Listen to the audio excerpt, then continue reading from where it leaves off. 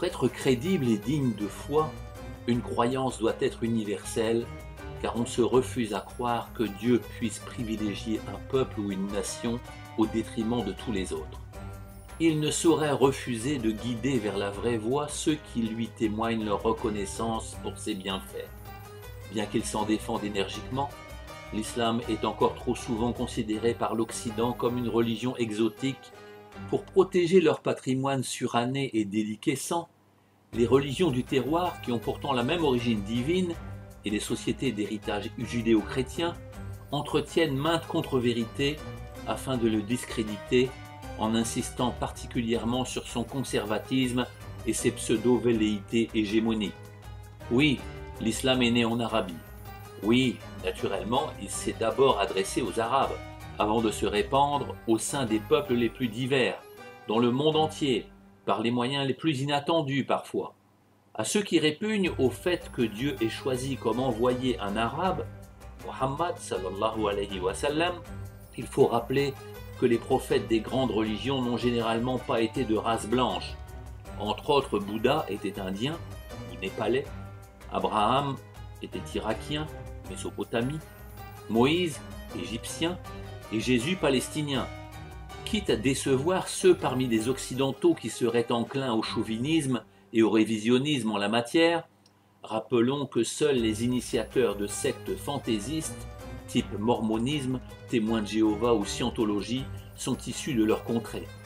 Contrairement à une idée largement répandue, Allah n'est pas que le Dieu de Muhammad et des Arabes, mais aussi celui d'Abraham, de Moïse et de Jésus. À l'instar des musulmans, les juifs et les chrétiens du Moyen-Orient s'adressent également au Dieu unique dans les mêmes termes en invoquant Allah.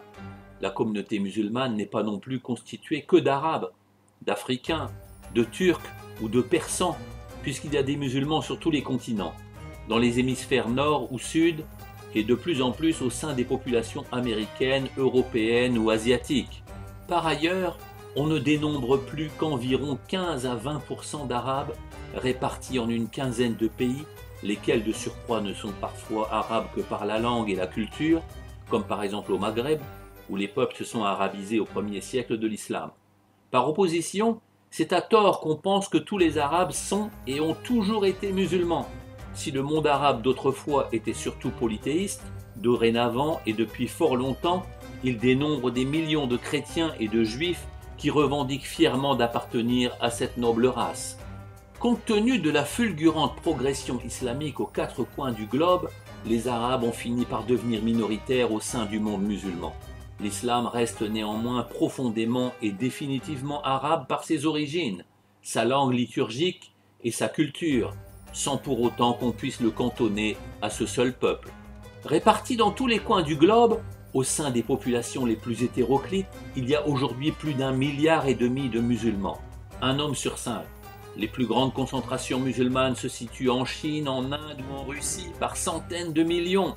Et le plus grand État islamique du monde, l'Indonésie, dont la seule population excède celle de tous les pays arabes réunis, est un État asiatique qui n'a vraiment rien d'arabe. Contrairement à ce que ses détracteurs voudraient faire croire, l'islam n'est pas une petite secte extrémiste insignifiante, mais est désormais la plus grande religion de la planète. Le nombre de ses adeptes est sans cesse grandissant et surpasse désormais celui de toutes les églises chrétiennes réunies. Sans contrainte d'aucune sorte, ni activité missionnaire organisée, ces caractéristiques suffisent à séduire les plus sincères et à combler les plus exigeants. Étant la langue sacrée de la révélation coranique, de la tradition prophétique et de la prière, l'arabe en tant qu'idiome occupe une place prépondérante dans le cœur des musulmans.